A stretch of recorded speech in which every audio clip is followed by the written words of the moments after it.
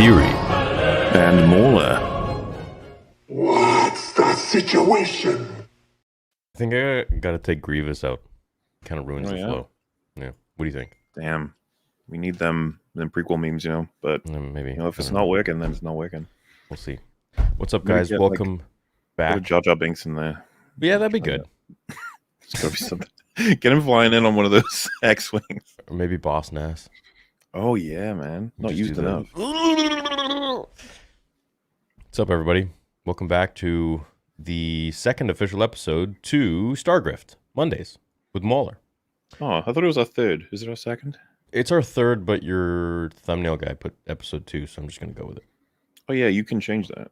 I know. That's the idea. I didn't want to. That's going to fuck everything up. Are we on 2 or 3? Well, we're on 3. God I have to change it. Hold on. I see. It's all right. You can do it in post or later. All right, I'll do it later. Welcome to episode 3. Today we're going to talk about Rebel Moon and how it's the new Star Wars. I just woke up about 20 minutes ago, so... Really? Damn. You do live on a weird schedule. You're like weirder than me. Yeah. No, I literally just woke up. My face is all sleepy. I've been doing Christmas all day. Christmas things. That's nice. Yeah. Family, friends, celebrating presents, all that jazz. And then I was like, and now I'll come home and talk about Rebel Moon. Sounds like a great day. A great end to the day. Yeah. Nice little nightcap. Did you get everything you want? I got a bunch of puzzles, and I was like, sure, I guess, because with my family at this point, they're like, what do you want? And I was like, I don't know, 4K is my favorite films. That's kind of where I'm at now. Collections, Yeah. And sometimes they're like, we'll throw some brain teasers in just to see what it does. And I'm like, yeah, all right, fine. Dude, sometimes they give you knockoff Rubik's cubes. I like Rubik's cubes. They're fun, but if you buy the cheap ones, they fucking oof. There's nothing that pisses me off faster than cheap Rubik's cubes. Well, they don't turn. Yeah, they jam up all the time. They suck. I hate those things. It was funny. I was fiddling with it, and it was not working, and I was getting increasingly frustrated. And then my mom was like, "Well, it's one of the cheaper ones." I was like, "I know." Yeah, literally. So you got to take it apart and fix it and lube it up. Oh, pretty much. Those ones I just give up, and it's like I'll just put it on the mantelpiece. So it's a it's the thought that counts at that point. Well, you know which ones I like with the string and the loop, and you know those ones. String in the loop. You don't string like ball in a cup or anything, right? No. It's like a piece of wood, and you have to take it through a maze, and there's a metal ring that goes through a rope, and you got to untangle. I think I know what you're talking about. Yeah. Yeah, those are cool too. Mm-hmm. Chat, you guys know, right? Yeah, they know. Yeah. Merry Christmas, Az. Merry Christmas. Merry Christmas. I think we'll get a lot of them today. It makes sense. Lube. Yeah, lube. Yeah. Yeah, so my Rebel review video is done, but it's being edited. Is yours out? Yeah, the Mauler video actually went out today. It wasn't supposed to go out today because we're supposed to be doing Home Alone 2 today, but it's always a nightmare with copyright and shit. So that video got delayed, so we put out our Rebel Moon shit first, which 4K people were listening to us on Christmas Day. I don't understand that. It was pre-recorded too, but people hate this movie. Yeah, some really people do. anyway. Yeah. A lot of people. I haven't seen anybody praise it. No, the best I've seen is people be like, "Part 2 will fix it. Don't worry, guys. Part 2 is gonna fix it." Like what they say with Star Wars, man. Oh, I'm tired of Part 2 will fix it, man. It's there's so many examples at this point. It's crazy. I know. And with Zack Snyder, you get the Part 2 will fix it, and also the extended version will fix it. And the director's cut. Yeah, it's like, well, okay. So right off the bat, it was essentially for me. And you guys in the chat will see my review video probably a couple days. But essentially, it's like Lord of the Rings meets Star Wars meets Harry Potter meets Seven Samurai. According to Zack Snyder, RoboCop too. Yeah, RoboCop. Well, yeah, but that the most interesting character in the movie, and you just don't even see him anymore. Yeah. Do you know what? I was watching it with a friend of mine, and he said he was laying out his idea for what the robot's journey would be. Right. And when he shoots the guy in the barn, and he was like, "Oh, so now you'll join the team." And then I was like, dude, that's his last scene. That's exactly. And that was it. He's gone. But then we'll probably see him in the second. Yeah, he'll be in Part 2. But he was just like, "What do you mean this is last scene?" I was like, "That's it." That's it. We're gonna see him in part 2. That'll be his time to shine. Though he might be in the extended one, I guess. Collecting his horns or something. Probably, yeah. I could see that. Maybe like kills a deer or something, like a space deer. Space elk. Has a moment discovering whether or not that's fair or that's right. Did you see the Turok guy? Yeah, literally out of Turok. He looks like he's Turok. Like I used to play the crap out of that game when I was a kid. Turok Dinosaur Hunter. He's just got the same name, looks just like him, and then he bows to the hippogriff. I was like, I was watching the watch party. I'm like, that'd be hilarious. I'm like, you got to bow to him, man. He freaking bows to him. I'm like, what the hell? I've seen people say like, was Zach like, was he honoring it? Does he know how close this is? I have no idea. I don't know. I have no idea. For me, like all those comparisons got really funny when it's like the Empire destroyed the farm workers' farm life, and she had to go to a cantina to pick up a pilot. When I saw that all in a row, I was just like, "Fucking hell!" And a lot of people are like, "Yeah, but that doesn't mean it's bad." It's like, no, of course, it's just so blatant. Like, you couldn't have tried to mix it up a little bit. I know. I was really invested, I think. Well, not really invested, but I was interested the first probably half of the film. And then it just got a bit too much. Like the whole movie was just them kind of getting everyone together. So I feel like if you really want to tell this story, make it another hour long or 45 minutes. Or at least don't have that shit ending. Like what, it's just like they get captured and then all of a sudden they're freed and then she's just like, I can't say she's Ray 2.0 because she at least has backstory, right? She at least has some sort of... She's got something going on. The whole, she left the mother world because... Sure. Okay, here's the problem. And I think we're going to see this going forward. I think everyone has the same backstory. Everybody's loved ones were killed by the mother world. Yeah. And you might be like, well, that could be unifying. It's like, yeah, but like to the point where... General Titus lost all of his guys because of a bad mission with the mother world. The Kai, the pilot, he lost all of his home world because of the mother world. And then main girl, she lost all of her world because of the mother world. And it's like, okay, so you've all got the same motivation. What about Nemesis? Oh, she lost all of her family because of the mother world. It's like, okay, fine. Snyder tried to explain in an interview why the robot has antlers. Apparently the robot went feral. What? Have you looked into the things Zack Snyder says about his work? No, not at all. Man of Steel I love that movie, but beyond that, he is a wacky man. He has lots of ideas. He seems to be one of the most friendliest and awesome people to work with, which is great. Yeah, he does. Not a fan of his work though. It's kind of how I feel about Rian Johnson. As far as I know, he's very, very easy to work with. Very fun guy. Yeah, probably. But I mean, yeah. You're a storyteller and your stories suck. It's like, well, a little bit. Yeah, well, you have to learn how to. It's like, I think of storytellers and directors and writers kind of like, John Williams, like a composer. You have to. You're drawing this music out and you're making the person feel something. But if you make it all janky and shitty or whatever, and it's same as like, okay, you build me up and then you take me all around here, and I'm not going to feel good.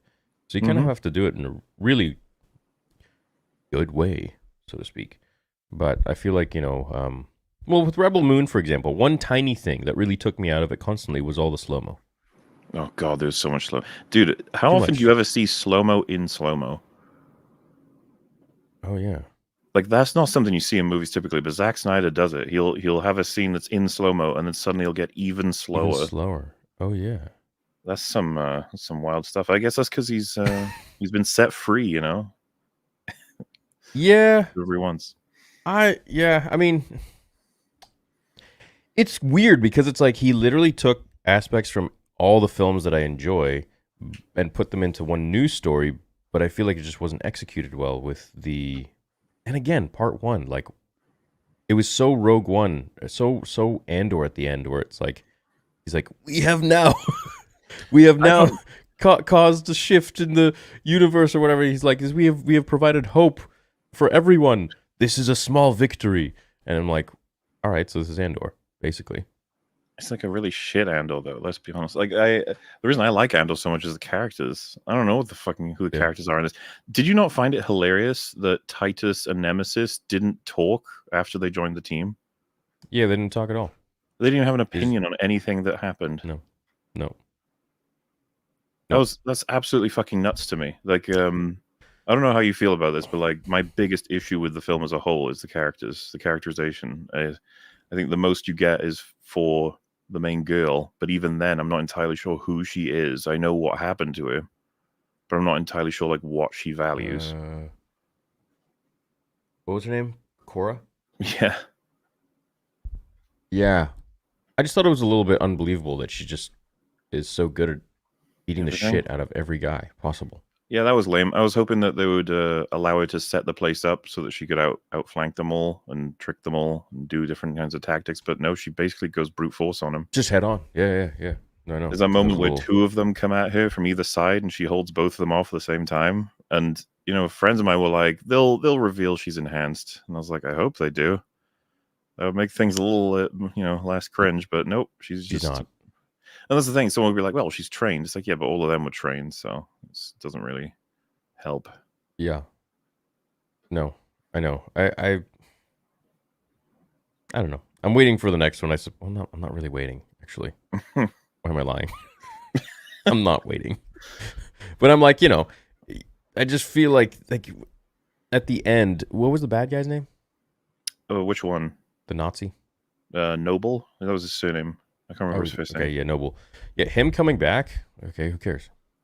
Why can't we have like a bigger bad guy? Did you not get Revenge of the Sith vibes from the scene where the ship is arriving down and he's like dying on the floor at the shore of some beach, and then they drag him onto a stretcher, and then he's been brought into like a facility. It's horrifying, and it's like screaming, and then they're like, just get him working, get him fixed, do whatever you have to. And it's like his heart's stopping, his brain is stopping. It's like, brah, then he's like screaming. I was just like, okay. Like, this ain't no Vader, okay? You guys, a little bit, yeah, right. Well, who was the guy that he was talking to in the vision? Belisarius. Okay, who's this? According to the opening, Belisarius is the senator that took over when the king and queen were assassinated. Got it. Okay, so basically his main motivation is do what he wants or else he dies. Like, I think there needs to be a bit more of a motivation than that. Yeah, it seems that Belisarius just wants to take over stuff. That's all I've really got so far. No, I mean Noble. Same for Noble. Noble is just an extension of Belisarius. Like, he's got nothing as well. He's super evil and wants to take over stuff. Yeah. You know how was it Avengers or was it no, it was what's the movie? Which one? With the raccoon and Guardians of the Galaxy. Galaxy. There's Ronan, right? Who was badass. And then there's Thanos that comes in once Ronan dies. I feel like that would have been great if we had something like that where, okay, this noble guy dies, and then we got someone even bigger coming in. But they would have had to kind of bring him into the story at some point in the middle or the beginning to kind of allude that there is a bigger power, there's a bigger bad guy, and he could have been an alien. I think that would have been better. Well, and if you remember, Ronan, his motivation was he hated the peace treaty between the Kree and the Nova Corps, right? And he wanted to destroy it. Right. Which is, to me, infinitely more interesting than him being like, I want to destroy planets because brah. Right. Yeah. Like, yeah. I know. The Motherworld, that was a tough one. The opening few lines I was already thrown. It was like they reigned, the king and queen's family bloodline reigned for 1,000 generations. Mm-hmm. Then they were assassinated, and so the bloodline was broken. It's like, really? Those two died, and that was it for the bloodline when they've been going for 1,000 generations? There wasn't an uncle?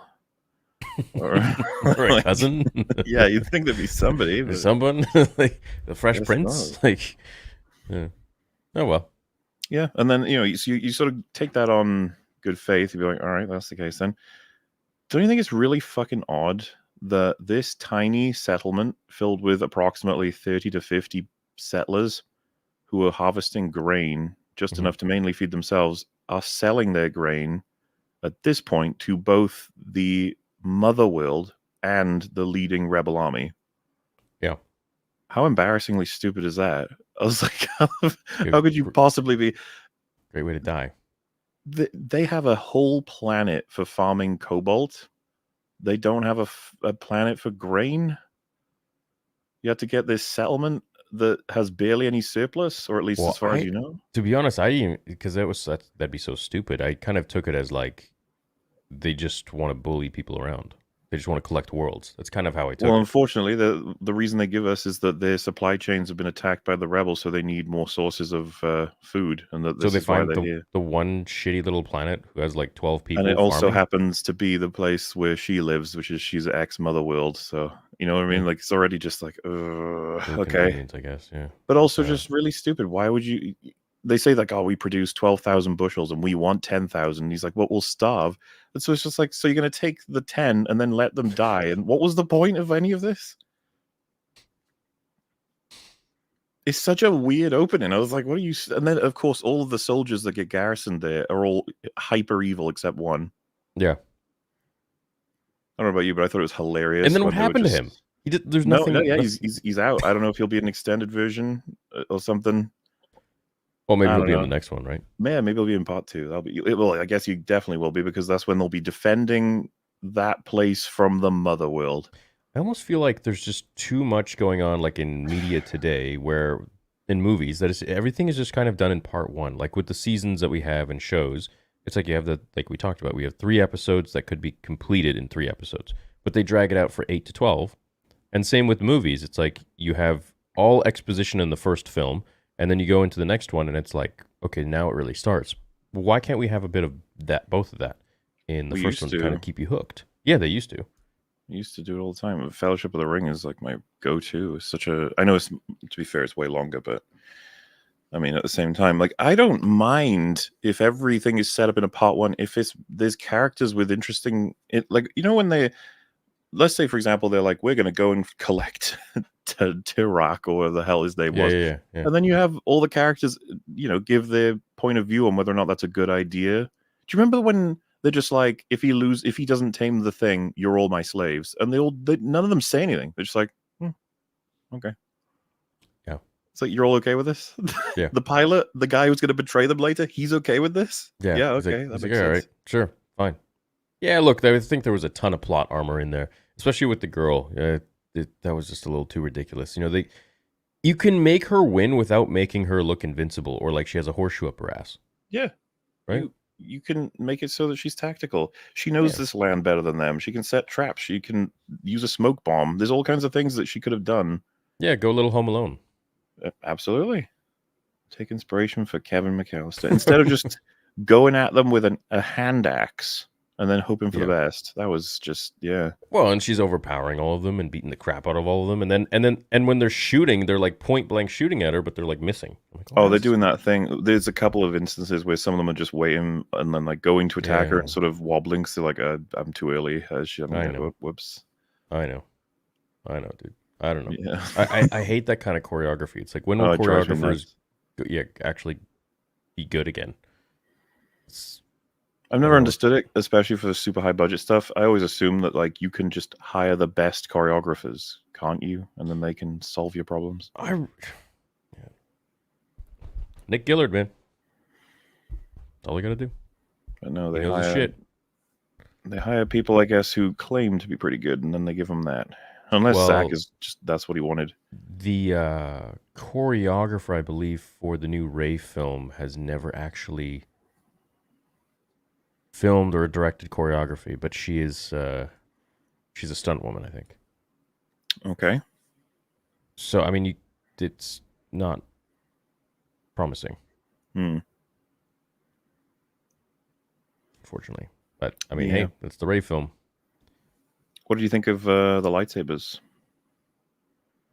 I mean, to be honest, it didn't really remind me of lightsabers at all. It totally reminded me of them.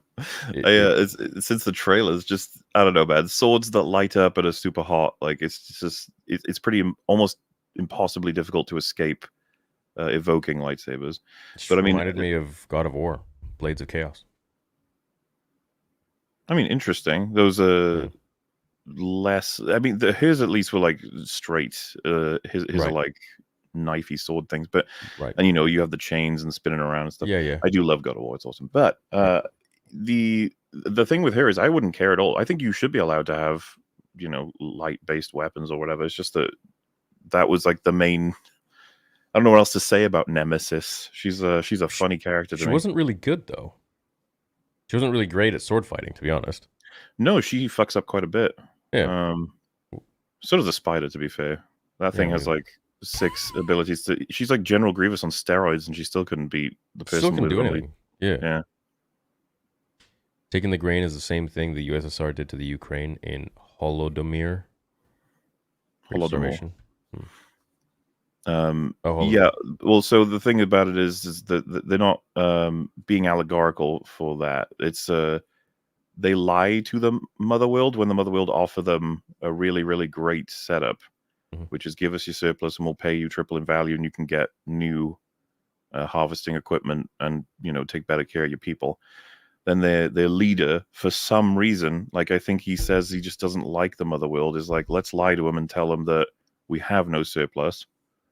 And then the bad guy is like, well, I can clearly see you guys are well fed and that your fields are huge. So am I mistaken? And then basically just says, oh, so you've been lying to me.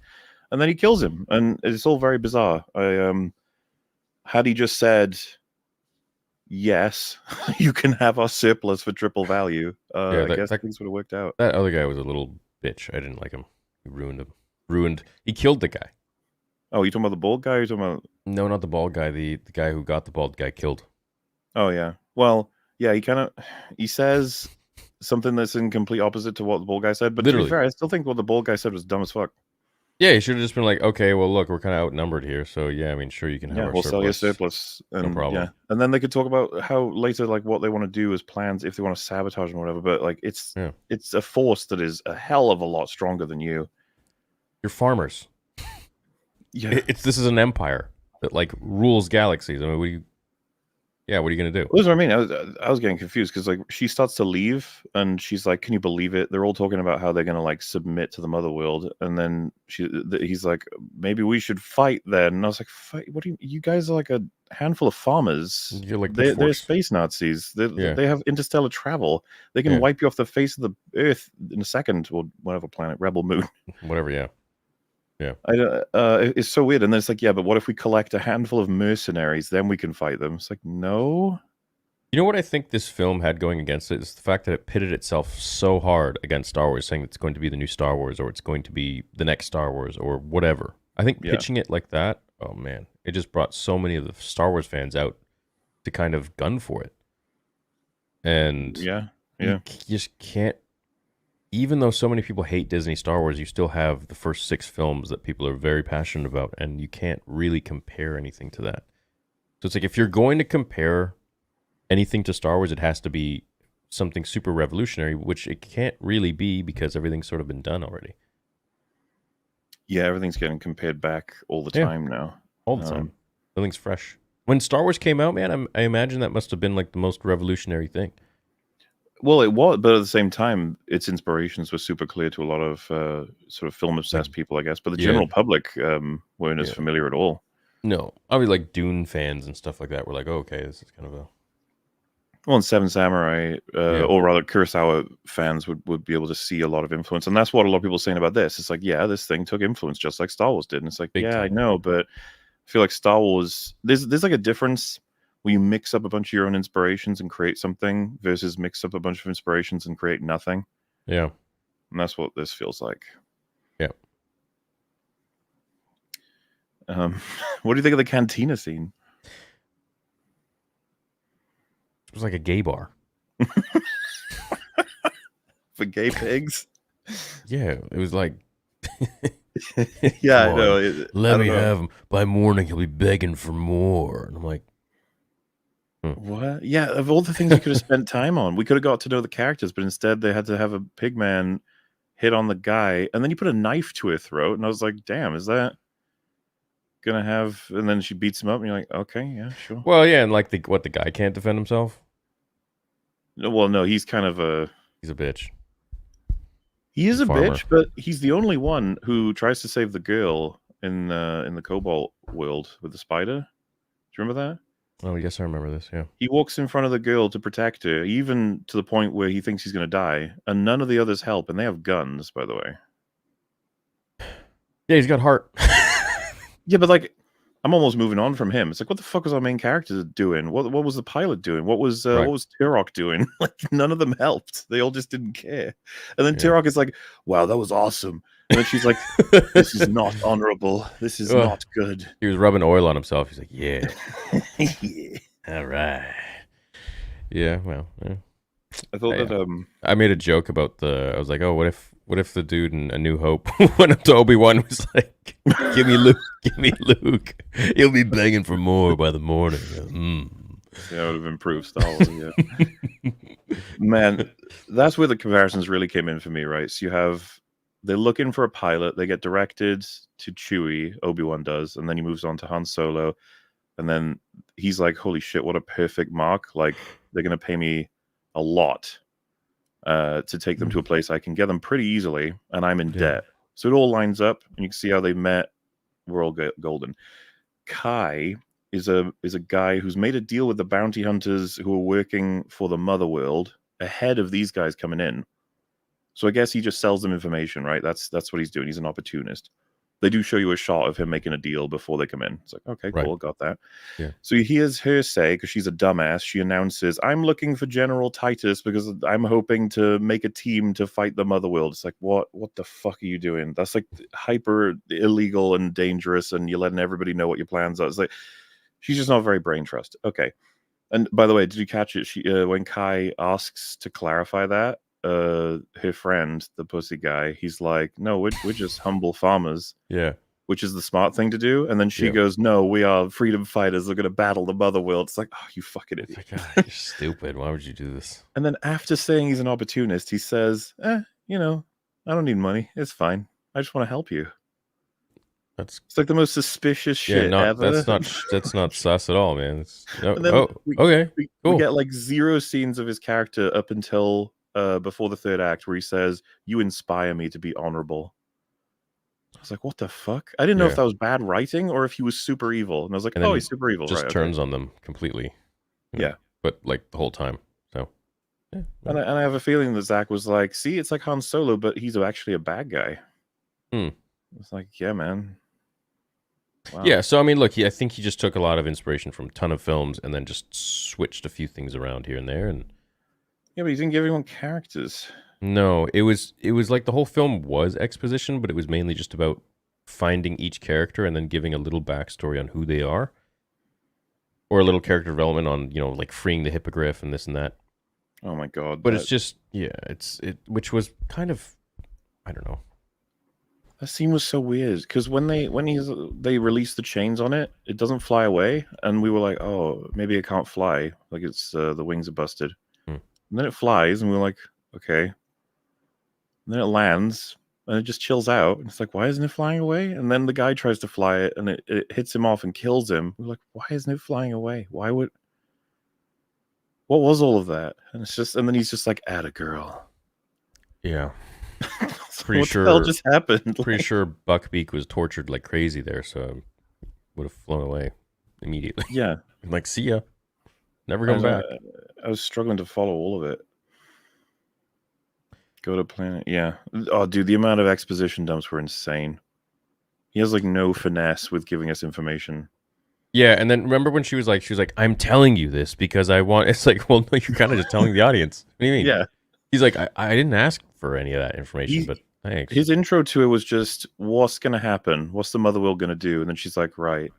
So 100 years ago, when blah, blah, you're like, oh, for fuck's sake! Like, just all he wants to know is what they're going to do, which is, by the way, raise the planet, which was pretty fucking interesting to me, right? They are strapped for resources somewhat. That's what they established right at the beginning. The Mother World was destroyed / mined for resources, so they expand their empire. And then they say the supply chains are getting hit by the rebels, so they need even more. And do you remember what they do to the planet with the king that was hiding the rebels? No. They hyper nuke it. They raise the entire planet. Now, this is a planet they describe as having thrived for 10,000 years, or even generations. I can't remember which one they said. Why would you spend the ordnance to destroy an entire planet in order to destroy all of those resources when you're strapped, or at least stressed for resources? I was just like, oh, they're like the First Order. They're just really stupid. Yeah, it didn't make much sense with the whole grain thing, but I mean, aren't there other planets that have lots of grains too? They should. I don't understand how the Motherworld wouldn't have farming planets. No way they need this tiny settlements extra bushels. There's just no way. Yeah, I buy that. it was so unbelievable to me that I'm like, well, they're just doing this because they want to get some power or control over different worlds. And I was like, all right, no problem. They want to weasel their way in. But I guess not. Whatever. By the way, we've already pretty much covered the whole movie. Like, there's not a lot left. There isn't much left. No, there's not really much else to talk about. So thanks for coming, guys. I worked on a different project at the same studio when Rebel Moon was shot. The props and costumes looked cheap as hell, and predictably the product came out bad. Netflix is incompetent as hell. Well, it was, what, 200 million? 150? Which is insane. Say, yeah, it's still a ridiculous amount of money. You'd think with better prep and stuff, but Netflix is incompetent. I mean, some of Netflix's shows look pretty good, right? Yeah. I think. Yeah. I wonder whether this falls on. I don't know. Mauler, please talk about the funny Scream Lady. All right, so funny Scream Lady when Ray Fisher's character dies in a really funny way because he tries to like spear the giant warship and somehow that fucking works, and then he misses because the guy moves his head. Do you remember this? The pilot. Yeah. And then he shoots him. I thought it was really funny. And then he has to stab him again to get him. Oh, that lady! Yeah, she looked like the lady. She looked like out of I Am Legend. Yes, she did. It looked like her jaw was extending further than it should be able to. I was like, the way a friend of mine described it was, holy shit, we got a really like emotional scene from a character we met 2 minutes ago about a character we met 3 minutes ago. Yeah. Like, who the fuck are any of these people? They're all like, yeah. No. Yeah, dude, when he said pilots get to your ships, I had an actual flashback to Phantom Menace, where she's like, get to your ships, and everyone's like, it's the war in the middle of Theed Palace or whatever it is, the dock or whatever, and several of them might get hit by blasters, many get in, and the war begins, that sort of stuff. In this, you've got like 5 pilots, maybe at maximum, and an enormous warship just looking at them. Yeah. They start climbing in, and the whole time I was like, the warship's right there, the warship's right there, the warship's right. And then it just goes, well, I get. And then the bad guy's like, shoot them. But then the warship goes, yeah, okay. Just blows them all up. What was the point of all that? Like, I think for me, probably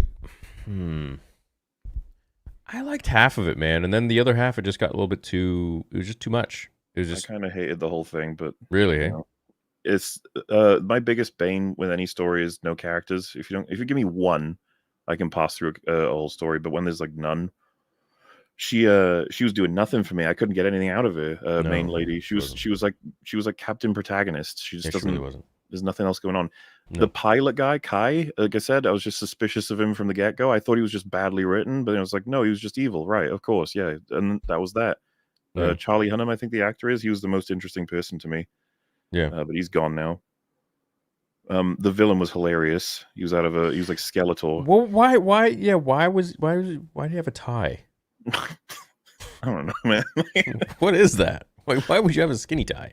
You're an alien.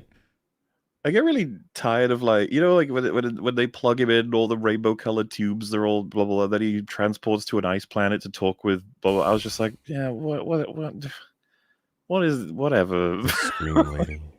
Scream lady was funny. I ain't gonna lie, I was invested. I was definitely into it. I was like, hey, cool, this is not bad. I like this. And then it got to the point. The ending, man. The ending was just so lame for me. I was like, okay, they're fighting. When they're all captured in those old machines, I legit was like, this is over. There's nothing they can do. Yeah. I was like, okay, well, I was like, cool, so let's see how they get out of this. And then the guy puts the gun in the machine, but then when he takes it out, the machine opens. I feel like, shouldn't that be okay? So yeah, faulty programming. Like this is some autistic mechanical stuff that I love to talk about. So these machines seem so retarded, dude. Like the way they work is they grab someone up and they're captured. And it's like, okay, that seems pretty efficient. They come with a little dart pack that paralyzes people. Now, to paralyze, you pull the trigger, but if you want to release them, the gun goes in the back and you have to turn it.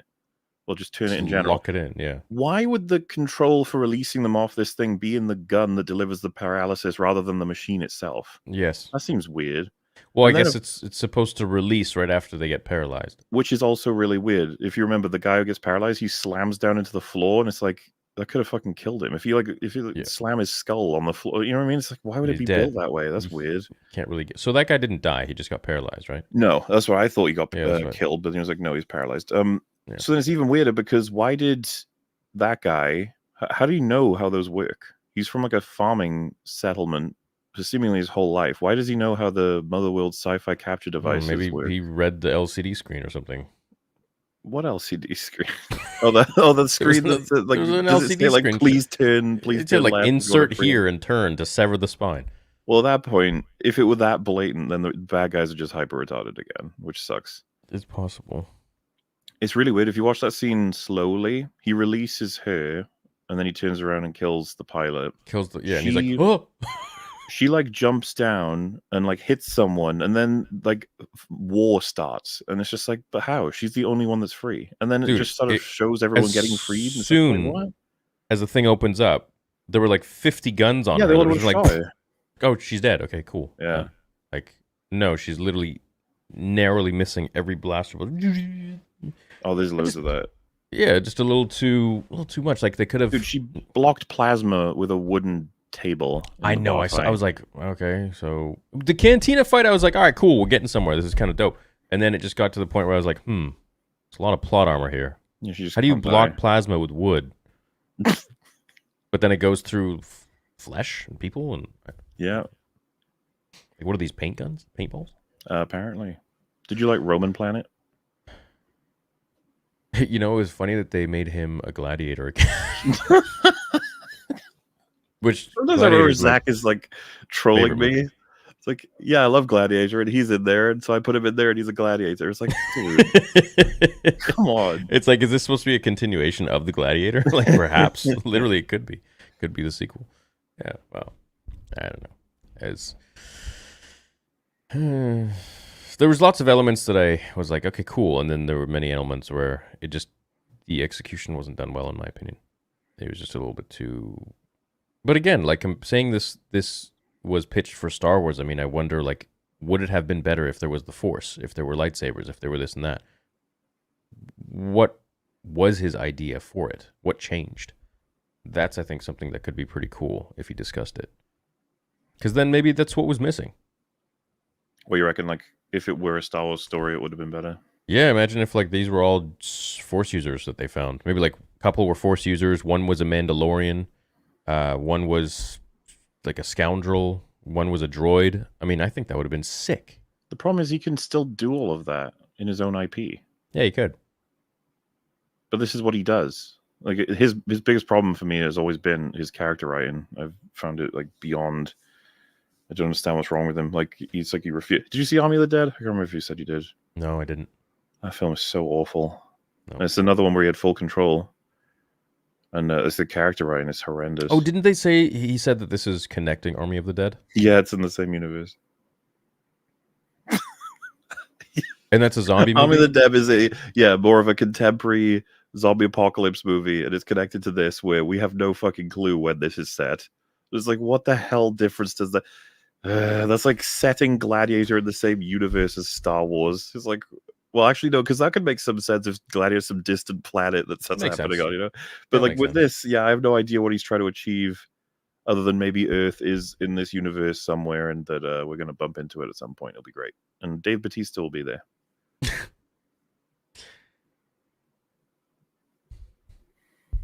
Why not? Why not? What can we do to help with your Luke Skywalker project? Lucasfilm will never give us what we want as long as they have Kathy in charge. We know you can do better. Force ain't female. It's all of us. Well, I mean, I'm paying for it myself, so you can super chat. You can become a member on the channel for 99 cents. You can, or however much you want. You can, which it'll be released earlier for you guys that are members. You can buy the merch. You can watch the videos. I mean, if you don't have any money, just watch the videos once a day or however many times a day. Enjoy the free content. But if you want to go above and beyond, then yeah, I mean, support in other ways, like super chats and stuff like that, and merch. Yeah, appreciate it.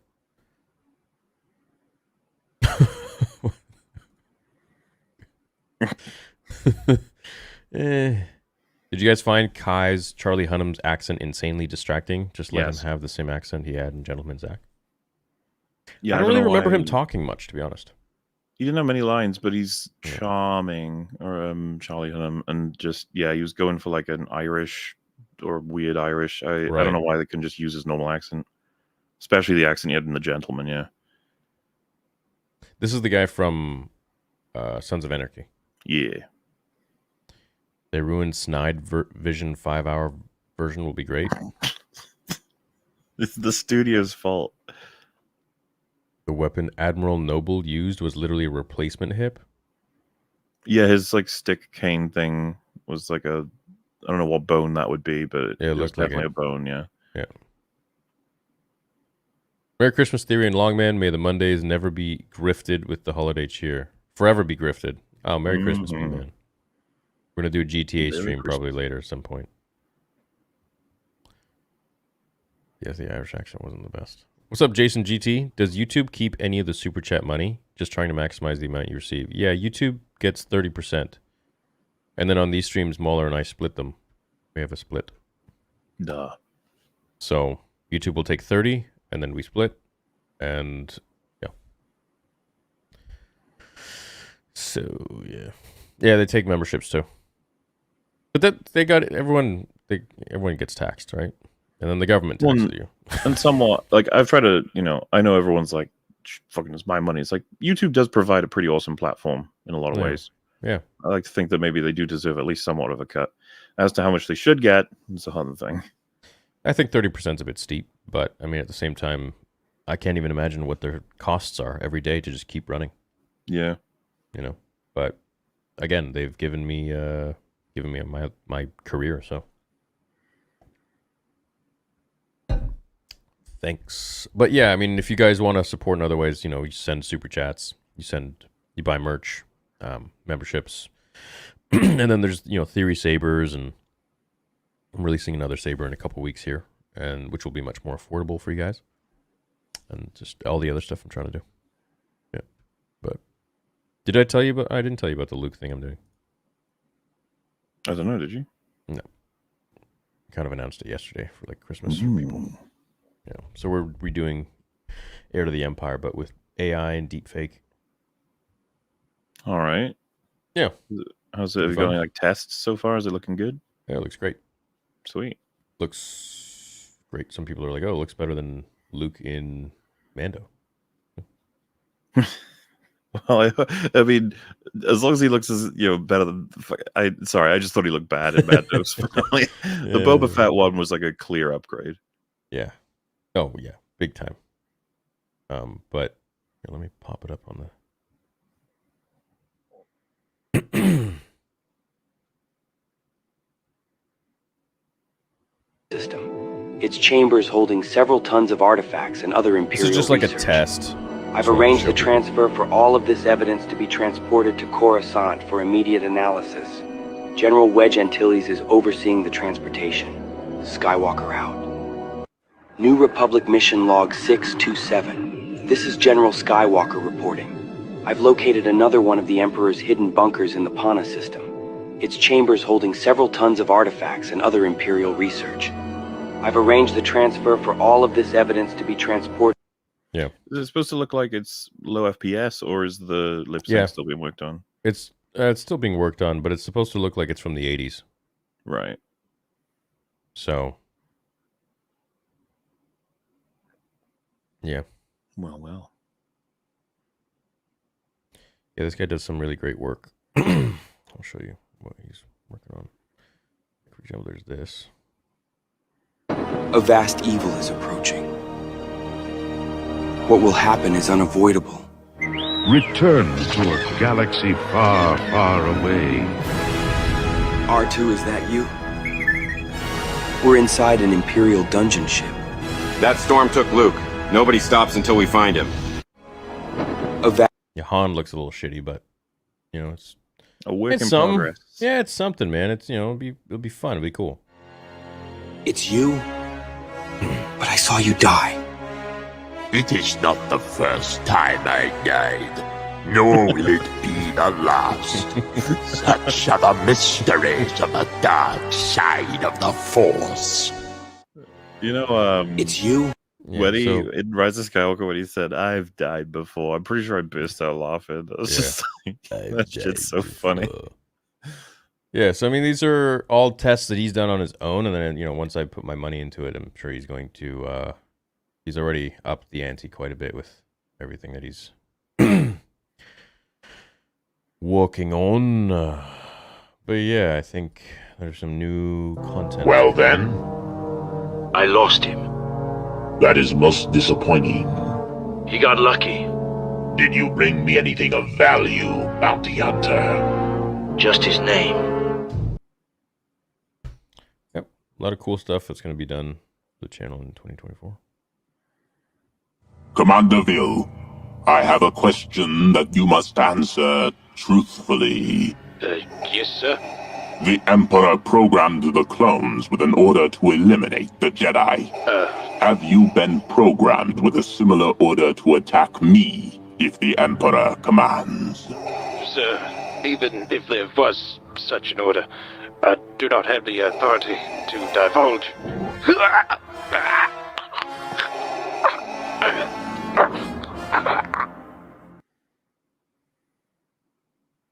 I actually prefer the sound of that Vader voice than the Reese one they used in Kenobi. Yeah, so that Vader voice is actually a really talented actor, voice actor. It's Ryan Golden, VO. Hmm. Yeah. Shout out to Ryan. Yeah, him and the guy that I use for Vader, my Vader series, Jesse Gomez. Unreal. So good. Oh, yeah.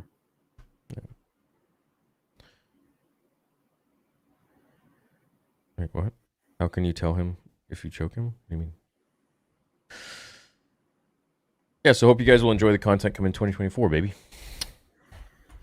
If she was an old Sith apprentice, that's why she wasn't killed, because the sensed the Force in her and trained her, then something happened and she hiding. Who are they talking about? Who? She was an old Sith apprentice, that's why she wasn't killed. Is this about something? I'm not sure. I'm very confused. Mm-hmm. Sorry, Jens. Merry Christmas, men.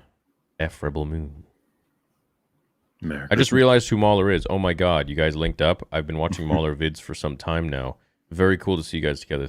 Thank you guys for putting your energy into this. Yeah, I mean, over time, people will start to realize that we have a show on Monday, I guess. I've still seen people like in the chat be like, wait, you've met Mauler? Like, yeah. They're catching up day by day. It'll probably take a month. Probably into January, it'll become a thing. It's weird, like how your own audience like cycle in waves almost in terms of seeing your stuff. They do. They cycle in waves depending on Star Wars. Well, that and just in general. I mean, like, this live stream, like you just said, it's probably going to take a month, maybe even more, because there's plenty of people who like watch, everything, and then there's people who watch like every once in a while. Yeah. Episode 2. This is like the 5th stream that me and Theory have done, though. Yeah, I know. I should have probably changed that in the thumbnail. That's right. It's all good. I'm trying to change it now. Episode 3. Is this episode 3? Yeah, I think so. I think we think so. It is now. What do you got planned later today? Well, I guess it's nighttime for you. Yeah, I was going to say sleep, basically. Once we're done here. Yeah, well, I think we'll be done pretty soon. Everyone's doing Christmas stuff anyways. I'm honestly surprised there's only 1,700 people with everything going on. If you guys can hit the like button, that'd be great. Appreciate it. Will we get Star Grift on Christmas? This is the... Oh, we still... Yeah, of course you do. Well, yeah. This is what it is, yeah. Here we are. Yeah. Yeah, Christmas in Britain for another 10 minutes. That's wild, yeah. Did you guys watch the AI sequel trilogy reimagining on the YouTube channel Prism? Yes, I saw that. Yeah, it was great. I think I had that recommended to me. I haven't seen it yet, though. Yeah, there's 3 of them. And it's sad that the legacy of the sequel trilogy is just everybody making different and better ones. Like, no one likes what it is. Even the people who like it, quote unquote, don't like it. The sequel trilogy? Yeah, like the people who love it, there's not like a building on it for culture. It's more so just tolerating it. It's like, yeah, I like the sequel. I like Rey. Yeah, Rey's awesome. Anyway, Mauler, I could go into detail on what I think about sequel trilogy fans, to be honest. Is it all nice stuff? It's not good or bad. It's just what I perceive from tweets and whatnot from people, from their patterns. So, yeah. Well, hey, I mean, if you want to talk about it. I don't feel like blowing up on Twitter again. You know what? I leave it to you. It's up to you completely. We're going to leave that for Andor Season 2. Mauler, have you guys done EFAB? Or does it mean EFAP? Probably, EFAP? yeah. On the original trilogy, I viewed the one you did with Lord of the Rings films. I love Lord of the Rings, but Star Wars is number one. Well, I did ask people what they would like to... That's the first time we've done anything like that. The 8-hour one. That was insane, and it took forever to edit. And so we were like, we'd be willing to do it for other stuff. And a lot of people have said, would you do it for Star Wars? And it was like, fuck yeah, we'd do it for Star Wars. Dude, do it for each episode. Yeah. I mean, we'll probably do it trilogy by trilogy or something. Yeah. Maybe we'd be wacky and do all of them in one video. Wouldn't that be scary? That would take forever. It would, but maybe for EFAP 100. Wait, where's your Lord of the Rings video? It's on. It's on Mauler. Yeah. Oh. Because I saw it pop up and I'm like, oh, he finished it. A lot of people thought it meant like a main channel video. I was like, no. But I wouldn't mind doing a Lord of the Rings one eventually. Where is it? Oh, Merry Christmas. No. Lord of the Rings. Oh, yeah. Oh, there it is. It's like 200,000 views already. Well, it's nice that people really liked it, because we were hoping, like, please don't let that much sweat, blood, and tears go into something that people are like, no, it was all right.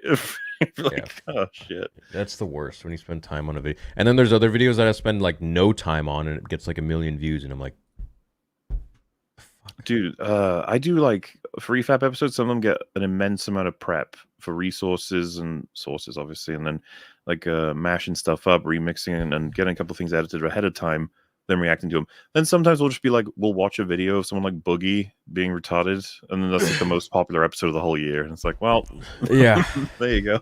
I know, it's weird. I remember I did this one video when I started. Mr. Bones is what this droid that basically Lucasfilm took, and they made it inspired from HK-47. And that video got, like, I think over 1 million views or something. And I'm like, why, man? What the hell? And then I'll work 16 hours on a fan fiction, and would get like 2,000 views. And I was like, ugh, yeah, whatever. Stupid. Star Grift for the win. Yeah, I hope you guys are enjoying this new podcast. I like it so far. It's great. I think the vibe we've got for people is that we're very chill to listen to. Just back and forth in. Yeah, a lot of people say they put it on when they want to go to bed. Which is a compliment. Yeah, that's great. Merry Griftmas. Archangel with the biggest super chat of the day. Thank you so much. I don't give a fiddler's fuck about Star Wars anymore, but love watching Moobles and Star Wars Theory treating it like poop, because poop cactus. Mauler does poop cactus because it hurts when it comes out. I don't even... It's just the worst. The poop cactus is just the fucking worst. Yeah, I guess that would suck. Yeah. I want to know... Oh, I meant Korra. If it was Star Wars, this pod brought me back. Oh, right on. Hell yeah. Well, yeah, no, you can see how a lot of this is repurposed from probably his initial ideas of submitting a Star Wars story. I get you. Yeah, he probably just had to erase a whole ton of stuff. But I do think having a crew of a Force user, a Mandalorian, smuggler, maybe even like a dark Force user or something, or like a Sith or whatever. Putting them all into one, I think would be pretty interesting to see for a overall greater cause. I think that would have been cool. Absolutely. But you gotta be able to write characters. I think a lot of people think that's a lot easier. I mean, if anything, in the past like 5 years, I've discovered that apparently it's fucking difficult as hell for loads of people to do, because we've been having some amazing character writing recently. Yeah. My girlfriend doesn't like the slow vibe, but I'm enjoying it. Should we speak faster? I mean, I can get some strobe lights in here. All right, let's do it. Need a tinge Charge of it up, boys. Tinge of Arnold T in here. I thought you just meant Arnie. Arnold. No, you know the streamer, Arnold. No, I don't think I do. I'm sorry. Okay. I streamed with him a little bit ago. His stuff is super energetic. I'll show you.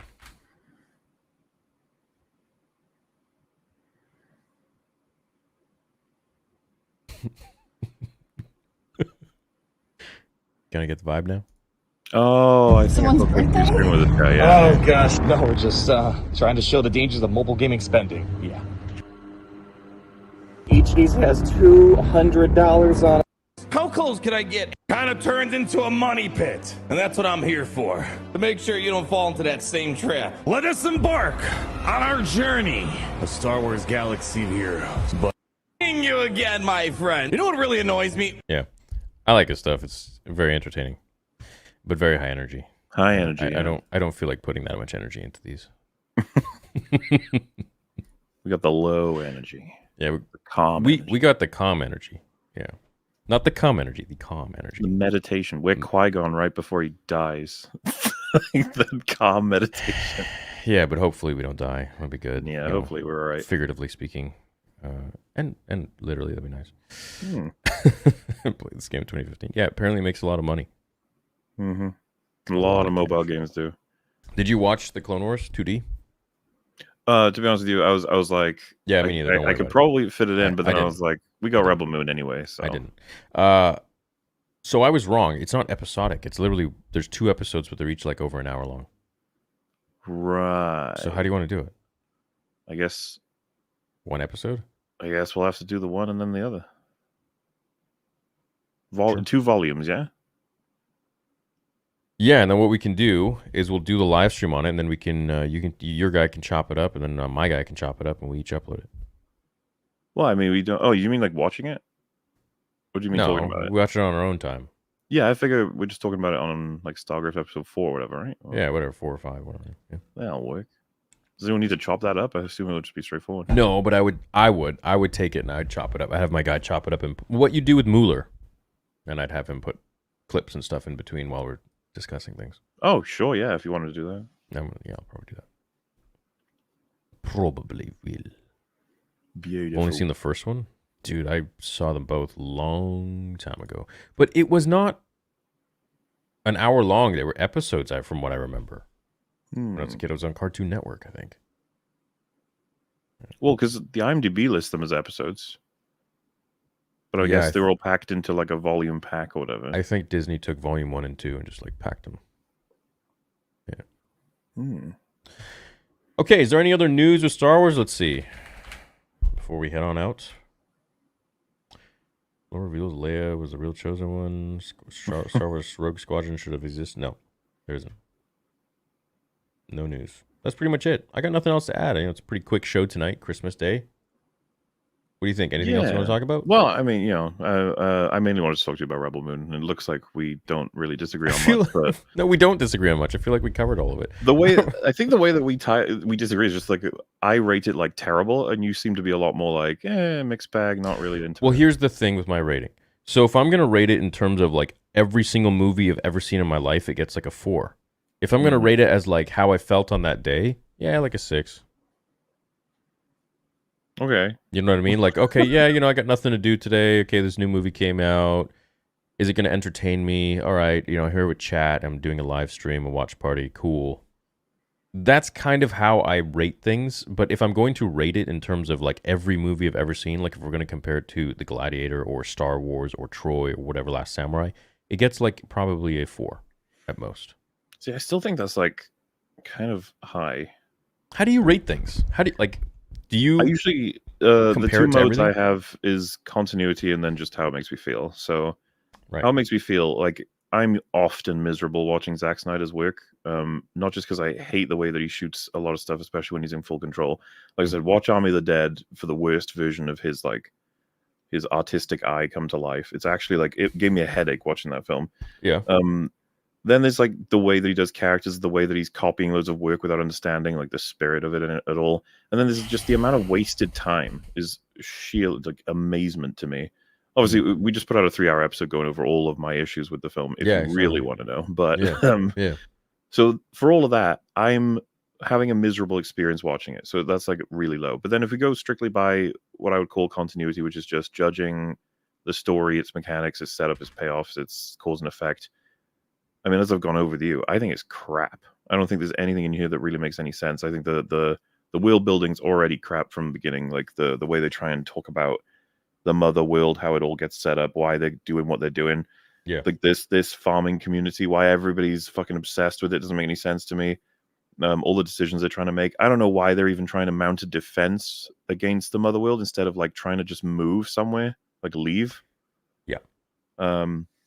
So that's all going to be in part 2. And then all these characters that when you get free reign to make completely new characters from anywhere in the universe that have any backstory you want, and this is what you do. Yeah. It's almost like frustrating to me. Like, why would you waste this opportunity, man? Millions, hundreds of millions or whatever. Like it's and he's done it before, as far as I'm concerned. He did it like many times. He had DC as an IP to be able to play with. Do you know how insane that is? Everybody will be watching you, and you get to play with people like Superman and Batman. That's insane. Yeah. So, yeah, from both perspectives, I think this is like an abysmal failure. And I tend to be almost harsher than I would be with like a B movie, because B movies, like they're struggling artists that are desperately trying to make something work when they have like nobody helping them. These are these enormous projects with like thousands of people working on it. Yeah. How did you make this? So yeah, I feel like I'm a bit harsher than you, but that's okay. I think because I'm not invested emotionally into it. I'm not like, it doesn't make me angry. Like with Star Wars, that's I think why I get clipped into oblivion, is because I'm passionate about it. So like, everything comes out. Yeah. But with this one, I'm just like, okay, well, yeah, whatever. It's like Solo for me. I've got a bit of a history with Snyder. If you look on the Mauler channel, we've covered everything from Man of Steel all the way up to Rebel Moon. Fair enough. Yeah, for me, I praise his Man of Steel. So it's like he kind of has maybe I could ruin that for you one day. Could you? Oh no. Maybe. I mean, when Superman burns all the embryos and says Krypton had its chance, that's probably one of the most assassinating moments for that character I've ever seen in every iteration. Well, when he kills Zod, even in the film when that came out, this was how many years ago? I was just like, what? He wouldn't kill anybody. That was pretty controversial when that happened, yeah. But I don't understand how that is more controversial than if you remember, I don't want to, take up all your time today, but no, I got nothing to do, man. I'm gonna go play GTA after this stream, probably. Sweet. So the way it worked was the Kryptonians moved to Earth. They want to terraform it to make it for their new planet, and they brought embryos to grow new Kryptonians. And if you remember, when he needs to slice the ship in half, Superman, to prevent it from completing its mission, and to do so. Right. Just to destroy all the embryos, of which Zod is like, don't fucking do that. Holy shit, that'll kill them all. And if you remember the thing, I couldn't believe it when I'd rewatched it for the first time because it'd been so long. Superman says Krypton had its chance, and then he just fucking burns through all the embryos. I was like, damn, that's just countless lives that you've just decided don't deserve to live.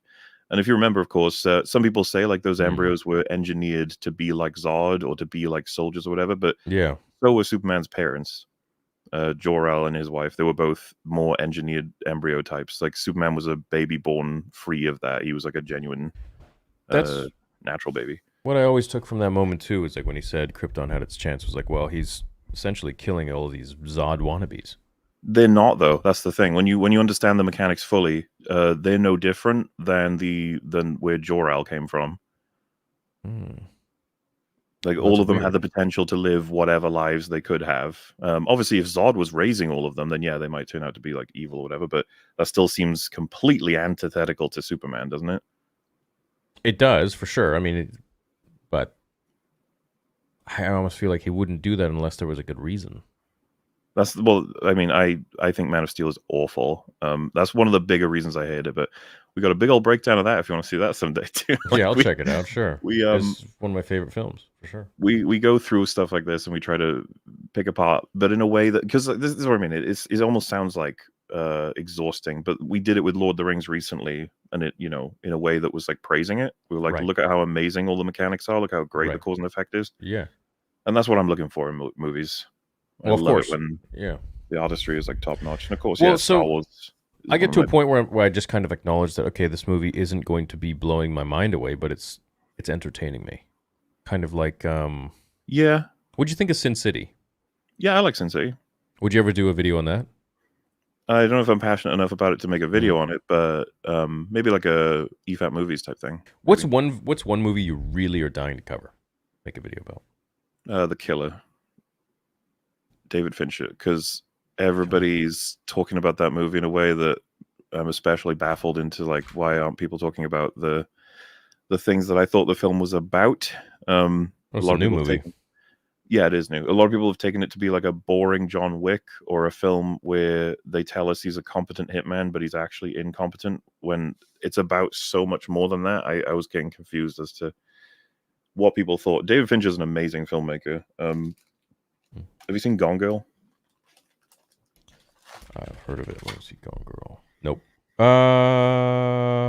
Jeez, have I? You would have seen Fight Club, though, right? Of course.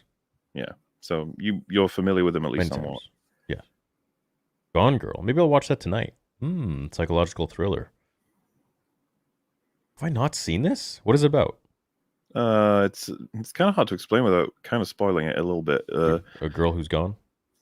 Yeah, we can put it that way. Disappeared? She does, well, she's killed. And it looks like her husband is responsible. I think I have seen this.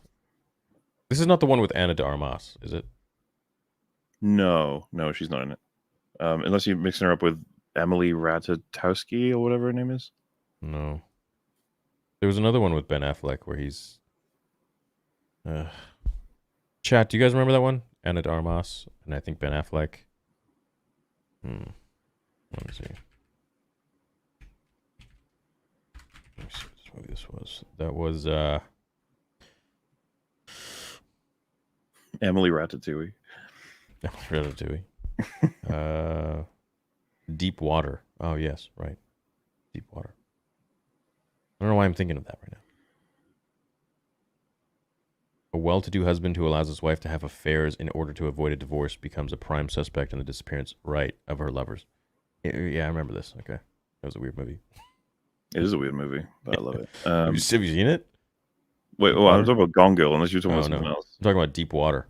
Oh, I don't know what Deep Water is, but fair enough. A well-to-do husband who allows his wife to have affairs in order to avoid a divorce becomes a prime suspect in the disappearance of her lovers. Oh, yeah, no. Sorry, I must have heard someone else. But no, yeah, I haven't seen that. Yeah, it actually was entertaining. You seen Seven? Yeah? Oh, fuck.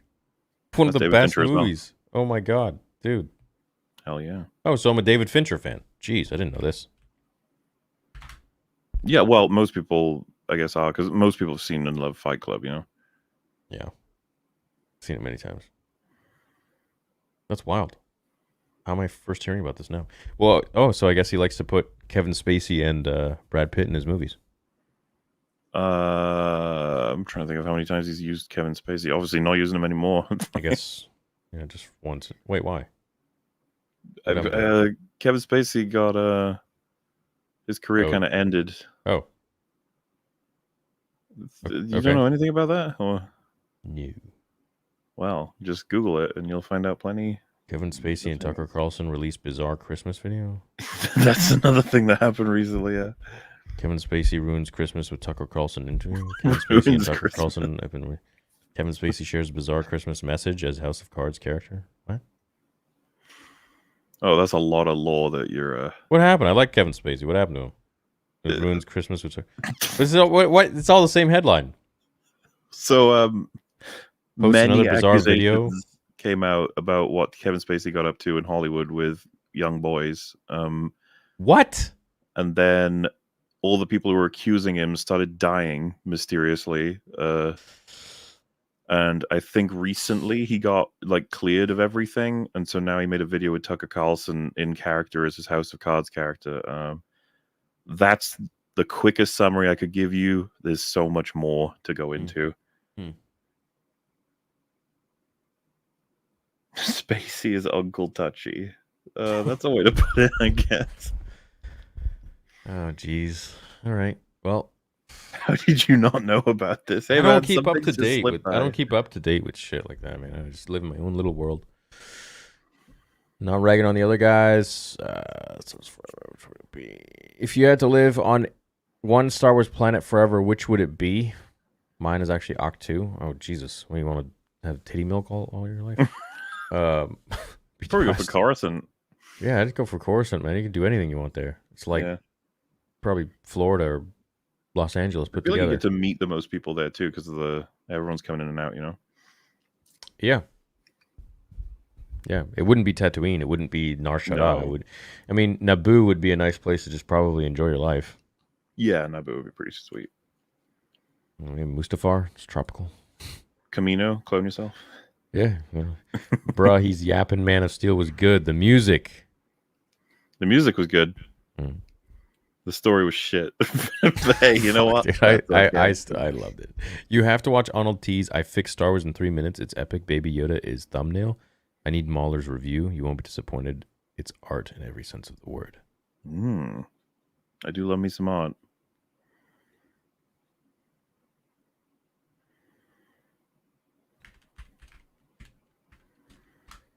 What's it called?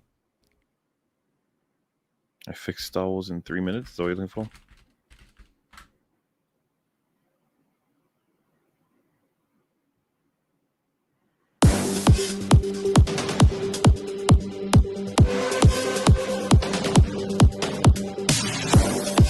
I need your help. They took the child. We will help you. Mandalorians have been in exile from our home world for far too long. I will kill them off and retake what is rightfully mine. With the dark saber restored to me, Mandalore will finally be within reach.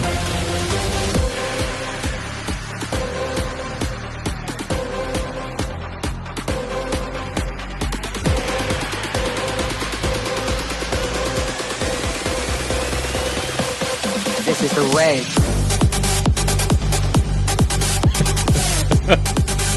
All right. I am Bo-Katan. All right. That was good. Well. It's good to know there's still art being made in the realm of Star Wars. That's what matters. Yeah, man. I love that guy. Merry Crimbo and all good night. Good night, all. What's it called when you read stuff backwards? I think I'm dyslexic. Also, Mauler, show Star Wars Theory, the Poop Cactus, Last Jedi cartoon clip for reference. What's this? Oh, fuck. Which thing are they? I'm not 100% sure. Is that an animation that was made by somebody, or is that something else? Wait, just type in poop cactus TLJ, see what comes up.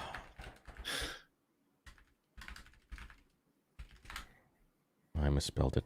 Fuck. Stupidest thing said defending Star Wars: The Last Jedi. That's probably Star Wars: Last Jedi should have ended.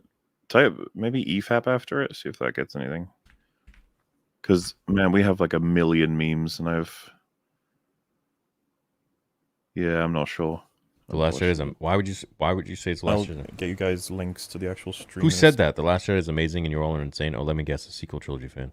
That was Major Lee, and we covered him in that video. Holy fuck, that video was a trip. His defense of Admiral Holdo is that you get to look at women.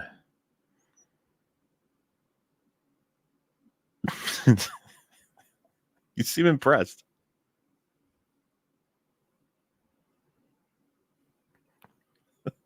Fuck.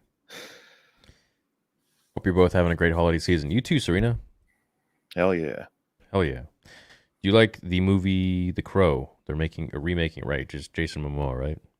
They should probably not touch it. The Crow is like one of the best comic book adaptations from what I hear, and it's a pretty neat movie itself. I need to rewatch it. It's been a while. I need to rewatch it. I don't think I ever finished it. I think I went halfway and then ADD or something. Happy holidays to you both. Hope you guys are having a great day. Thank you, Ronan. Thanks for being a member for 40 freaking months. Hope you're having a great day. Yeah, hope you're having a great Christmas. We hope you're all having a great Christmas. What's up, Mike? Cheers, man. Cheers. Well, I don't got much else to discuss. Did we go through the ones at the beginning of the stream? Yeah. Well, I popped them up on there's only a few. Right, Christmas? Yeah, we did. Popped them all up. Christian, Merry Christmas, guys. Go on YouTube and search for Mauler, Rise of Skywalker Insults, 130 minutes of pure comedy. I don't think I did. Look at that one. Mauler, Rise of Skywalker Insults. That's all from my Rise of Skywalker video. You should just watch that, all right?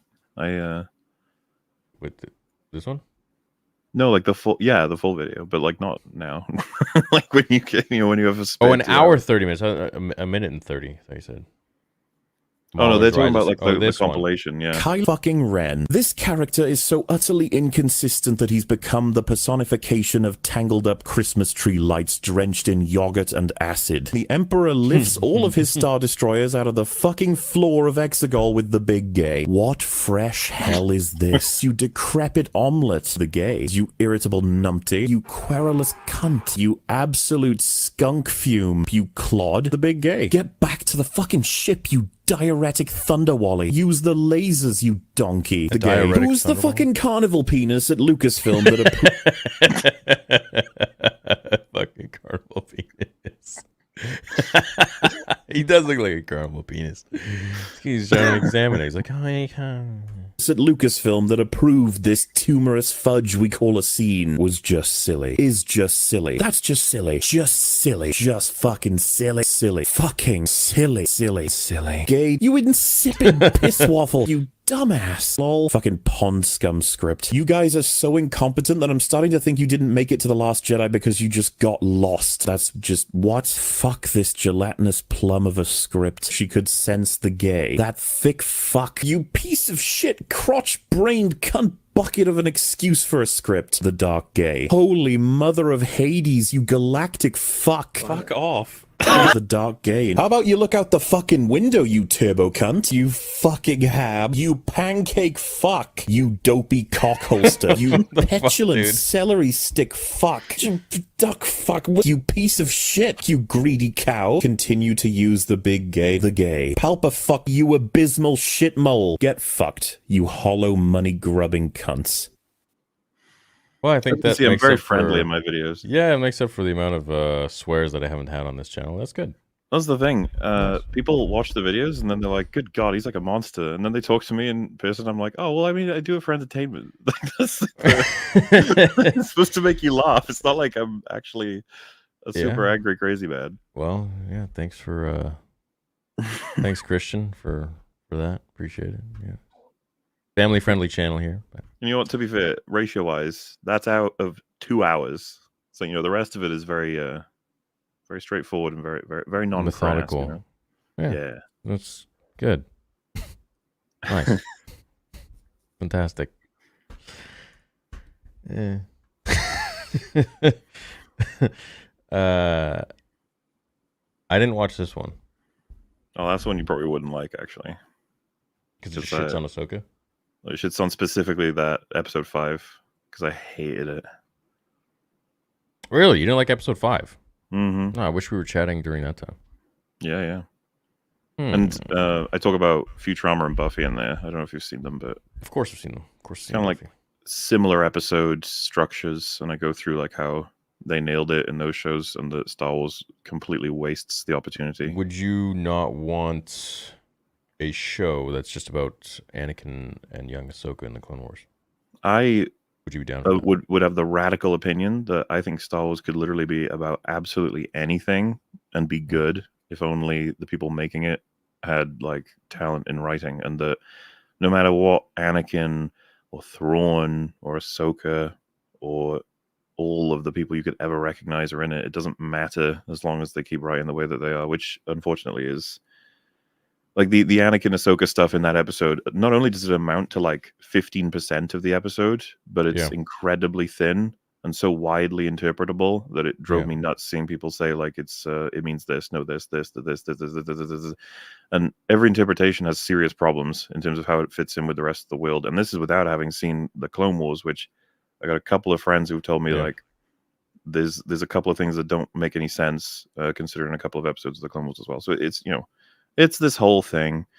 But my main issue was just as far as I'm concerned, it was key jangling, which I am sure you're all familiar with. Just the whole look, it's Anakin, look, it's Vader. It's stuff you recognize. The Clone Wars, and please ignore the fact that we have no substance right now. I thought it was dope. I thought it was cool to see them. I would have loved to have seen them in some sort of a show together.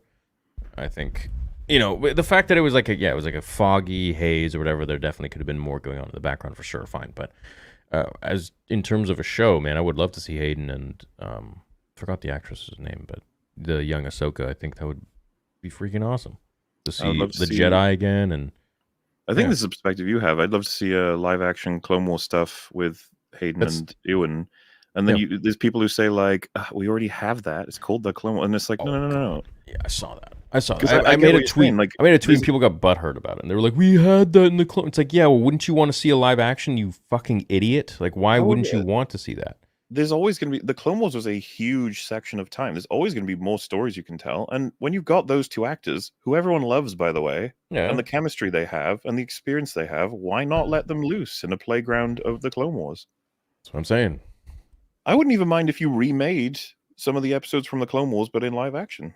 You know, that's what I'm saying. And if they were like, well, what's the point? That's like undervaluing animation. It's like, no, it's just giving the chance to the other actors to portray similar stories. I have no issue in reverse, even like having live action, then turning them into animations and stuff. I'm just saying that you've got them there. They are willing. You've got apparently plenty of money to burn. I have no problem with that sort of, thing. Mauler doesn't know who Ahsoka is, lol. It's kind of true. Oh, geez. Did Ark send another one? Holy crap, dude. Plagued Creations number 59 video. Literal poop cactus. Oh, there you go. Okay. Type that in. You'll get it. What that is? Plagued. Now I'm starting to... Creations. Is that the Attenborough, like, parody I think I was doing on, like, a stream? It might be. Literal poop cactus. This one? Plagued Creations is awesome. Yes, that's probably Who is that? It's a guy who makes amazing animations. For your stuff? He's done quite a few for EFAPs. I think he does other things as well. Like, cool. Done some for my friends and everything. But very talented man. It's almost becoming a case. What's that? Were you talking, or was it him? No, that's the video. Study for the theme critics. We're in lab coats watching his struggle. We're like, wow. So they, when receiving an obvious and very fundamental, relatable theme, they go nuts.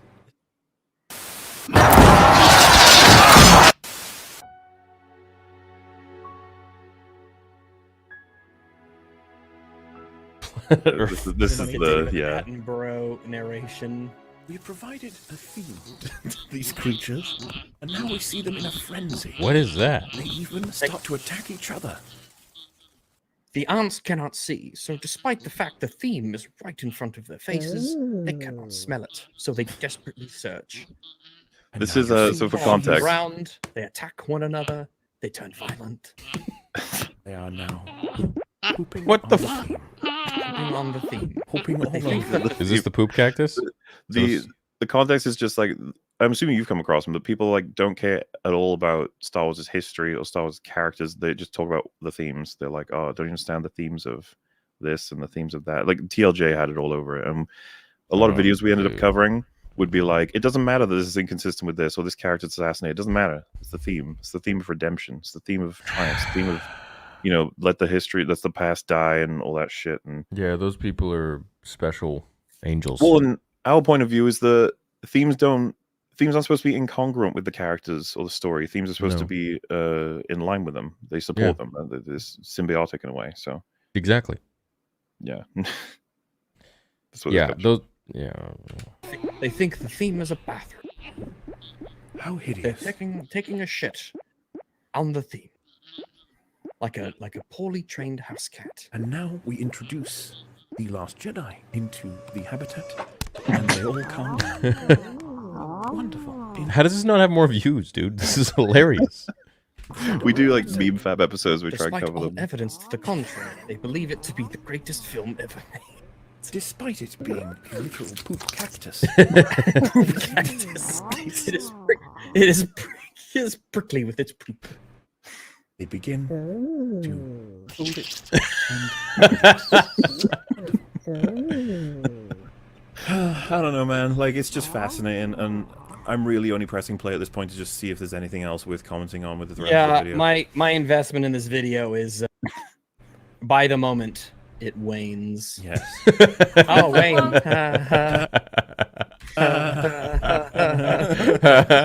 That's awesome. Fuck. Yeah, we it's hilarious. That's what we do on EFAP. Is essentially weekly. We just kind of watch other people's videos and see what we're missing, you know. And that's how EFAP got started. Is we watched a lot of TLJ videos, and it wasn't to just clown on him. It was to be like, what did we not understand about the movie? Tell us. Why is it this movie so amazing? And yeah, a lot of people like it's the themes.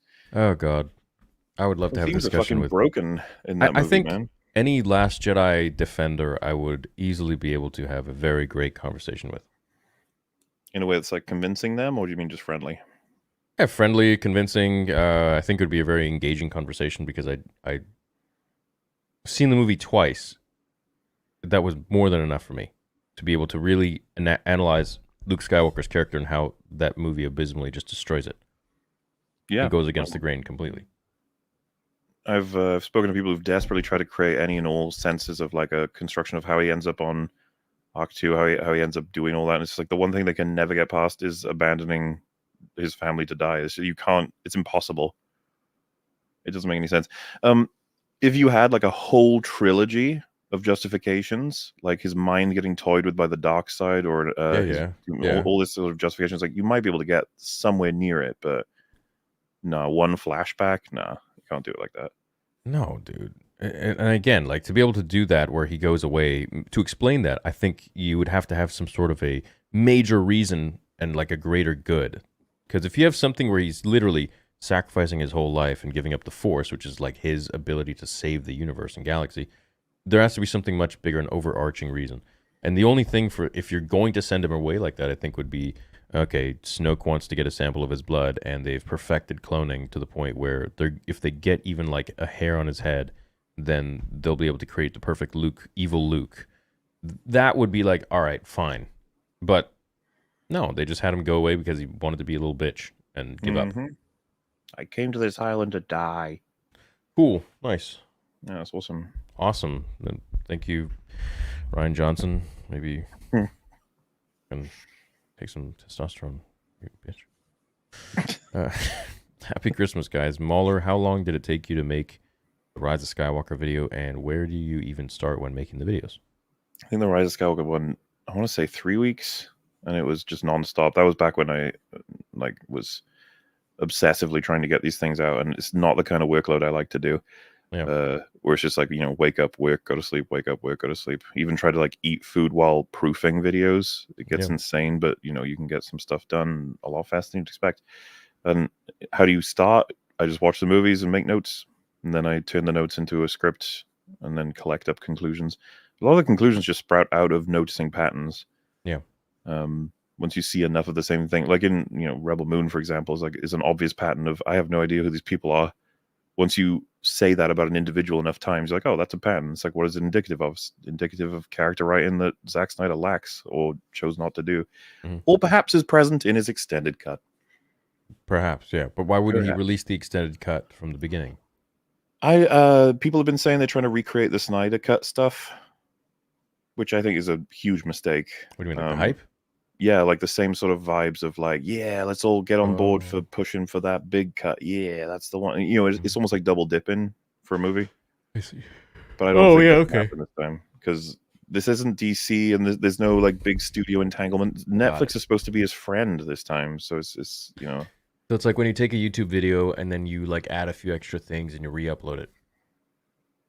Yes, essentially. And you're like, it's the remaster, right? It's the definitive version. Yeah. I would have had, except it didn't take 100 million to make, I would have had respect if Rex had the Clone Wars voice.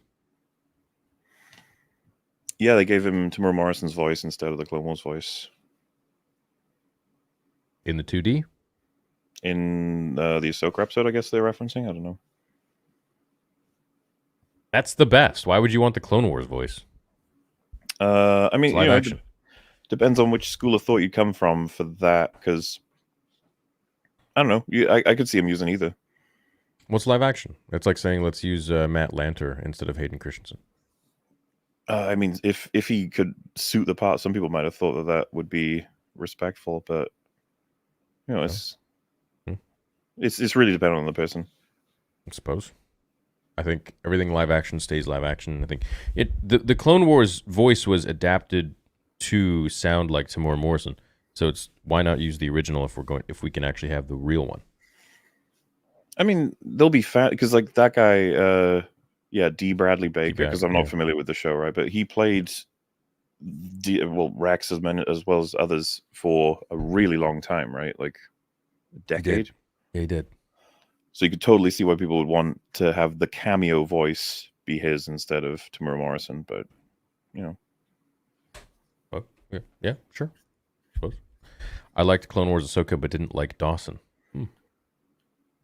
Yeah, I wasn't that impressed. I think she's a great actress. I don't think she did very well as Ahsoka. Can this please last another 4 hours? I'm working late, and this makes work so much better. Probably will end soon. Probably ending soon. just letting you know. Initially, but we love the fact that you love the show. There probably will be some 4-hour episodes once shows start coming out, and I can't do 4-hour episodes. When shows come out, man, we'll finish our talk in like maybe an hour, and then super chats will last like 3 hours because people just keep sending. You literally have to be like, stop sending us money. We're going to leave now, and people just send it to keep you there. Yeah. It's nice, it's beautiful, but at the same time, it's like, let me go. Like, how many times did I say, okay, well, show's ending? We have like 8 more super chats now. It's like, initially, I like the sequel trilogy. Do you think we'd ever do more than 2 hours here? Because I know you capped at 2 hours on Monday. Well, so we could go for like 12 hours talking about stuff, but like I legit the only way I agreed to do the show is that we keep it to 2 hours, at least on my end, because I am a part of so many podcasts. It's actually become insane and absurd. All right. Well, maybe you guys can work on Mauler a little bit. The guilt tripping. The guilt tripping. Initially, I liked the sequel trilogy because I had the hots for Rey. Then after deep dive research on what the sequel trilogy could have been, I did a 180 on it. I can't even watch a few minutes of it now. Oh, yes. Well, it's a wacky trilogy. First time I left the theater with The Force Awakens, I was like, no, this is not it at all. Merry Christmas, guys. What's up, Doomslaying Dempsey? Do you think Crimson Empire would make a good trilogy TV show? Has some fun characters. I don't know what.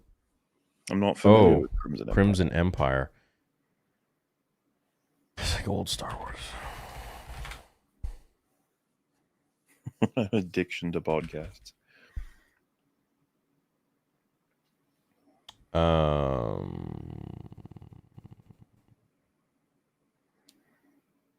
do I think it's old Star Wars? It's new Star Wars. Oh, it's Kira stuff. Is it? Oh, that's Crimson Reign. Crimson Empire. No, it is old Star Wars. Yes, indeed. Release date November 30th, 2011 was Crimson Empire 3. You know what? I'm not too familiar with Crimson Empire. But I will. I'm going to research it. Because I do remember seeing those in the comic book stores. You're welcome, Star Wars Theory, for the context. Thanks, Archangel. And thanks for the big soupies, man. The Last Jedi Defenders lost every time over Fleet Chase. Oh, you mean like just whatever the fuck that whole bullshit? The main plot of TLJ, right, being that they've got this entire fleet chasing them, when if they just sent one Star Destroyer ahead, then that's it. It's over.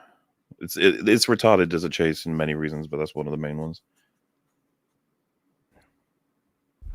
Can we forgive Korra holding off 2 people flanking her? Remember in Lord of the Rings when Gimli says, "Toss me!" And when him and Aragorn jump on the bridge, dozens of surrounding orcs inexplicably fall over.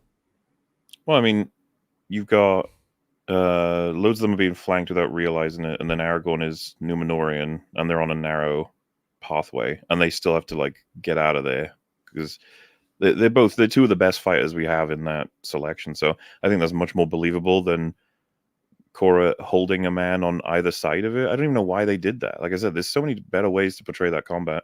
And then if you take the sequences as a whole, Helm's Deep is possibly the greatest fight in movie history. Like a wall battle is one of the most like highest rate of all time. Meanwhile, the Korra fight in the Bond is like embarrassing. So I don't know. Would you say you're more knowledgeable about Lord of the Rings or Star Wars? Ooh. Well, so if you had a contest, if we're just looking at the trilogies themselves as movies, like the OT versus Lord of the Rings trilogy or something, then right now it probably would be Lord of the Rings, but only because I recently watched them and then did a bunch of shit for like the editing, right? So I had a lot of, but you know, if I was to rewatch the OT today, then it would probably take back over again. Well, if you want to do one for the original trilogy and you want me involved, I'm down. Well, I mean, I'd love to grab it for the prequels, right? If we're going to do a trilogy with you. Yeah. Let me know. When I saw The Last Jedi the first time, I left numb. I've never had a reaction like that from a film. People asked me what I thought about it when I couldn't answer. The second time I saw it, I walked out and I was like, I hate this shit. Yeah. I've done a lot of videos covering a lot of movies. TLJ was the biggest one of people telling me they needed the video to help them understand why they were thinking what they were thinking. That sort of experience, it was kind of insane. Like the amount, culturally speaking, what that film did is probably unmatched. Yeah, I know. It like literally destroyed the fandom. Yeah, but that's what he wanted to do, right? There's that stupid video of him where he's like, "A great film is where one half of the audience absolutely hates it, thinks it's the worst thing they've ever seen, and then the other half loves it and praises it." And I think that's which is horseshit. Because if everybody loved his films, he wouldn't complain. He wouldn't be like, "Damn it, fuck." Like that's just such a cop-out answer because his shit sucks. What do you mean? Yeah. Mauler, now you have to start ASOIAF podcast with Glimbus and become Lord of the Seven Podcasts, Protector of the Realm.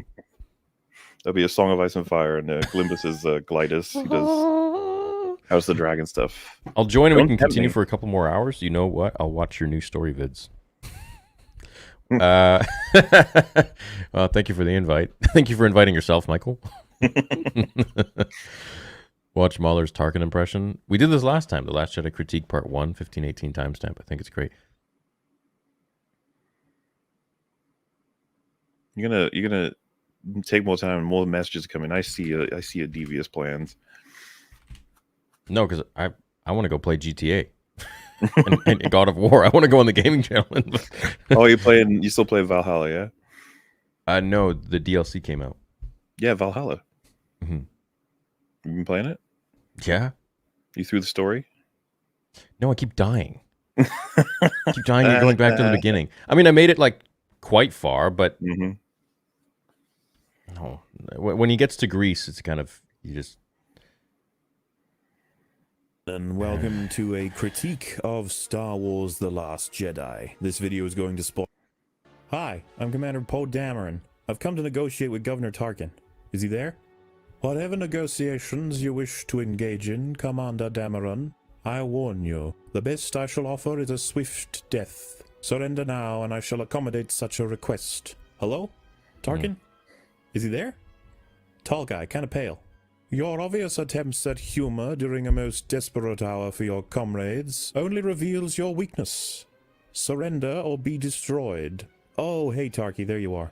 You sound... I think I'm more impressed with the English accent, the American accent. Wait, really? To be fair, I'd want to redo it. Elizabeth really liked this, and I was like, I rushed the fuck out of this. I feel like it could be a lot better, but you know. Why does it say Star Wars Battlefront 2? Gaming. Because I have Star Wars Battlefront 2 gameplay in there. Not the 2017 one, the fucking old one. This is the whole thing. Just the whole thing is background. Oh yeah, there's 3 parts. I just go through the whole movie. Oh, right. What do you think about The Expanse? I'm not familiar with it really. No, what is that? It is a sci-fi IP. It's got books and a TV show. What are some of y'all favorite sci-fi outside of Star Wars? I'm a huge fan myself for Aliens, and I know you like Aliens. Hell yeah. Aliens is my second favorite movie of all time, I think. I like Star Trek shows. I love Galaxy Quest, to be honest. Galaxy Quest is amazing. Yeah. Fantastic. Beyond that, sci-fi. I mean, Predator counts, right? I have to really think, I guess. But yeah, I really like old movies. Like, not old as in old, but, well, I do. But like, Gladiator and Last Samurai and those things, the Seven Samurai, things like that. But probably also 80s action movies, 80s and 90s. But I know that's not really... Throw Blade Runner can go in there. Absolutely. Stuff like Ex Machina. I think that would count as sci-fi. Yeah, that would count as science fiction. There's a whole bunch, but there's the kind of thing where there's almost so many, it's just like stuffed into my head, and I can't think of any of them. You know what I mean? Yeah, I know. Mauler, what do you think of Looper? Yeah, Looper's fucking terrible. Yeah. Oh, I thought you meant the... Okay, yeah. Fair point on Helm's Deep. I guess Aragorn Gimli could be as enhanced as Korra is, though. Just wonder if we're too nitpicky sometimes. If Korra has mechanical enhancements of any kind, or like a super soldier serum type enhancement, I'd be totally fine with everything she does in that sequence. I just don't think it's particularly interesting choreography at that point, as well as a lot of people like waiting for their cues. Mm-hmm. But I think this is what I mean. A lot of people misunderstand the criticism. They're like, oh, you just don't want to see a woman doing like strong things. It's like, no. It would be the same thing if it was like, that guy, the one good soldier, if he did the same thing. I'd be like, how is that guy standing up to all these guys who are way bigger than him? Like, this doesn't make sense. It's got nothing to do with men versus women. It's just, I want to be able to see like strength matter. I want to be able to look at the situation and understand the stakes and then watch them play out as what one would expect. Yeah, Piston, I flashed this on the screen a bunch of times. I don't know if you saw or missed it or not, but better tactician Thrawn in Ahsoka or Zappin Brannigan?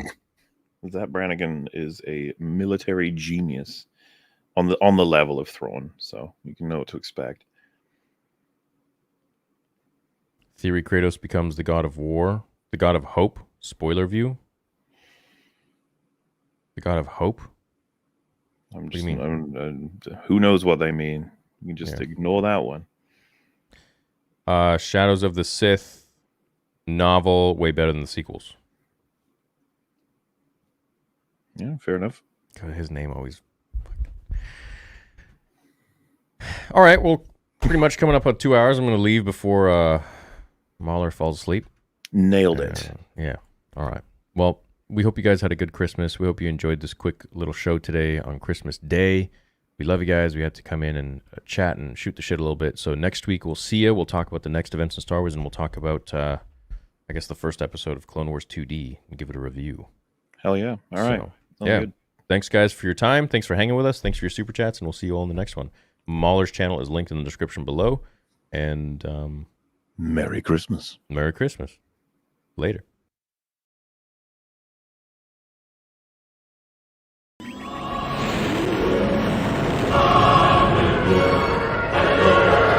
With Theory and Mauler.